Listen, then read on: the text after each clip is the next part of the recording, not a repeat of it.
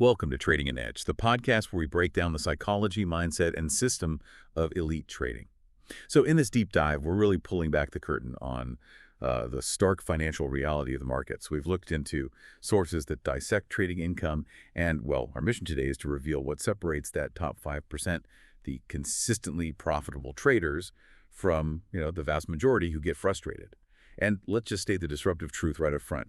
Trading is brutally unequal. Most will fail. Only a few endure, adapt, and eventually reach that elite tier where, yes, life-changing exponential wealth is possible. That really is the essential context, isn't it? And it shapes the whole discussion. I mean, the clinical data consistently shows it. Over 95% of individuals who start trading never actually turn a profit. They're either losing money or they just can't find consistency and ultimately give up. The ones who survive, the ones who thrive. They do it through relentless perseverance, disciplined routines, and a level of strategic resilience that's sustained not just for months, but for years. Years, okay. Yeah, trading isn't about some secret indicator. It's really about enduring the ups and downs, the statistical noise, learning from your mistakes, specifically deviations from your process, and constantly refining your edge. Okay, let's unpack that exponential inequality then, because you see all this stuff online suggesting anyone can just, hit it big quickly.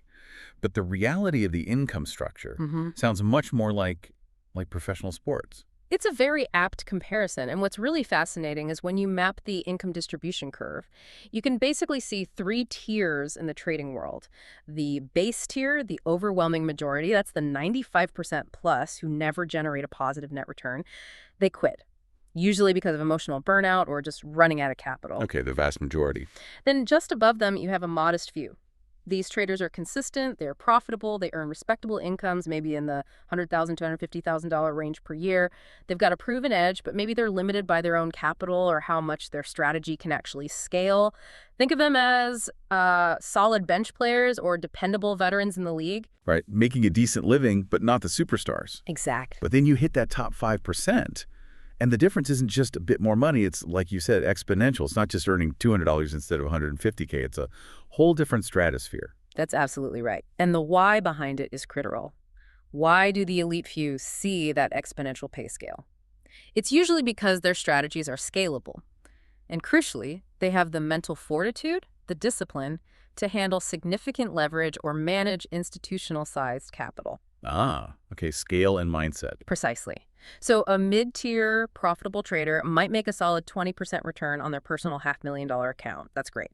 But an elite trader, they might generate, say, a 15% return, but on a $100 million portfolio. Wow. Or they might use a strategy that just scales almost infinitely. Wow. That's where you see the annual earnings in the tens, sometimes even hundreds of millions.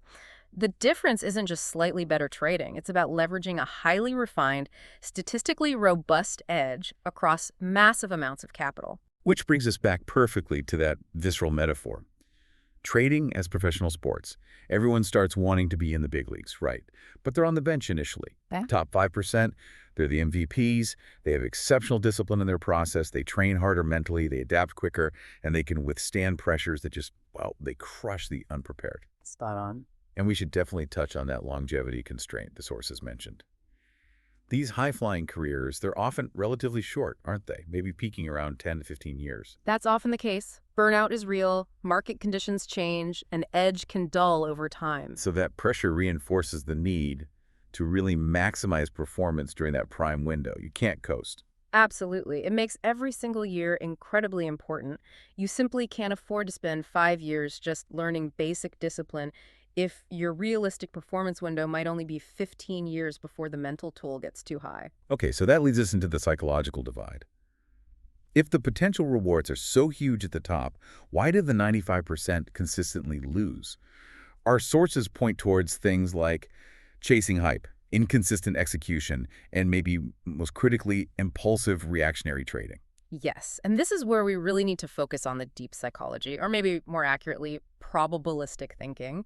The majority tend to approach the market impulsively because, fundamentally, they're looking for certainty.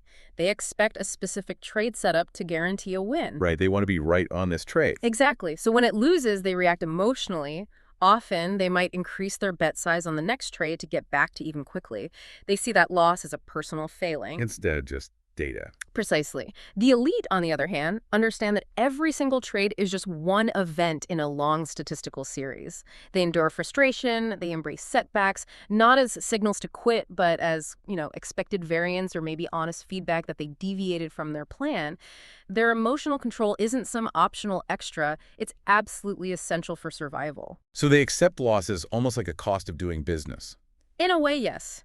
They know that consistency, measured by things like positive expectancy over time, only really shows up after hundreds, maybe thousands of trades. It sounds like the top 5% treat loss is almost like, well, a necessary data point to keep their overall system profitable. Just part of the process. That's a good way to put it. But doesn't focusing so intensely on data risk analysis paralysis?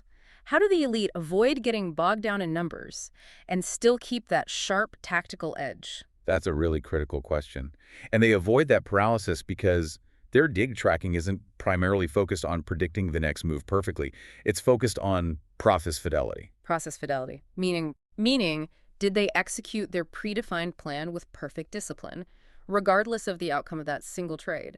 They aren't endlessly searching over the perfect indicator. They're tracking whether they followed their own rules. Did they stick to their stop loss? Did they manage risk correctly? Success is about that steady grind, maintaining discipline even when the market's volatile, and continuously refining the strategy over years. That resilience is the edge. Okay, that makes sense. So if we accept this reality that the real difference is behavioral and systematic, how does someone actually build the framework to cross that psychological gap? We've distilled the elite approach into a practical 6-step framework. It's designed to help shift you towards that 5% mindset and behavior. Step 1 is absolutely foundational, accept reality. You have to understand, truly internalize that most traders fail. And it's not necessarily about personal inadequacy. It's often the brutal, almost zero-sum nature of the active trading market. Managing your expectations right from the start is key.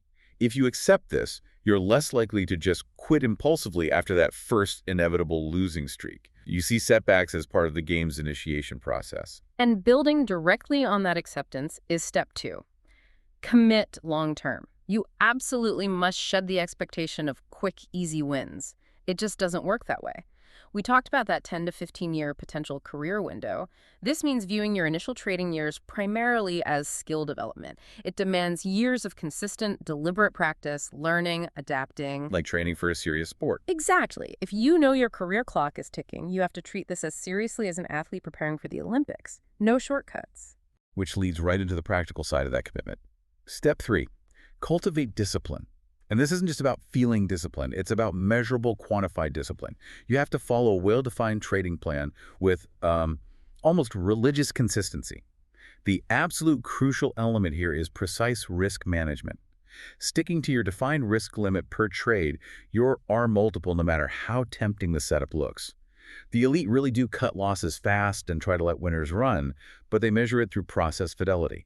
Did I stick to my stop-loss rule? Did I follow my exit plan? Okay, so those first 3 steps lay the foundation. Now we move into the more advanced mastery steps. This is really about the mental game that sustains high performance over the long haul. Step 4 is build mental toughness. This involves actively using psychological preparation techniques before you even start trading for the day. Like what kind of technique? Things like visualization. Mentally rehearsing high-pressure scenarios, how you'll react to a sudden adverse move. It prepares you psychologically. You have to consciously work to maintain emotional control during trading hours, treating every drawdown not as a disaster, but as a quantified statistical event within your system's expected parameters. And critically, this step also means having recovery protocols. Just like athletes need rest days, traders need strategies to prevent burnout and ensure they can maintain performance long-term. That focus on measurable performance leads directly to step 5, leverage evidence. And this is much deeper than just glancing at your profit and loss statement, right? Much deeper. The elite use comprehensive trading journals, but not just for trades. They track psychological triggers. For instance, how often did FOMO, fear of missing out, influence a decision? They track process deviation. How often did I not follow my own rules? Was I sticking to my strategy 95% of the time, 80%, 100%? Quantifying the human element. Exactly. And being specific, leveraging evidence means constantly analyzing your system's performance metrics, too. Are you calculating your expectancy per trade? Are you monitoring your maximum drawdown versus your goals?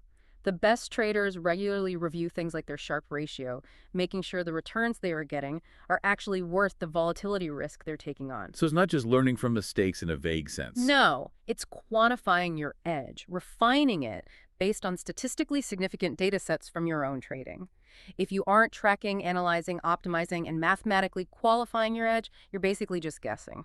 Okay, which brings us to the final step, the culmination. Step 6, aim for the top 5%. Right. This isn't just a vague aspiration, it's the sum total of putting the previous 5 steps into consistent action. It's a commitment to incremental progress, day after day, building resilience, compounding your skills. You simply cannot achieve those exponential financial results without first achieving exponential behavioral mastery. That's the core insight. The top tier understands that skills compound, just like capital does, and that long-term disciplined evolution of your process and mindset is the only sustainable path to elite performance. So wrapping this up, what does it all really mean for you, the listener? Becoming a truly successful trader isn't about finding some secret sauce or buying a magic strategy online. It's about fundamentally accepting how difficult this is, establishing the right mindset to endure the inevitable volatility and losses, and then systematically, relentlessly evolving your behavior and discipline over a sustained period. We're talking years. The harsh truth really does remain. The market is a hyper-efficient, often brutal arena. It will ruthlessly exploit every single psychological weakness you bring to it. But the path to that elusive 5%, it is clearly defined. It's paved with persistent, evidence-based discipline and an unwavering commitment to executing your plan flawlessly. Process fidelity is key. So the final thought is this. The market doesn't care about your dreams or your good intentions. Are you willing to truly endure the grind, adapt constantly, and evolve into the 5% who thrive? Or will you fade away with the 95% who eventually quit, trading an edge where psychology meets profitability?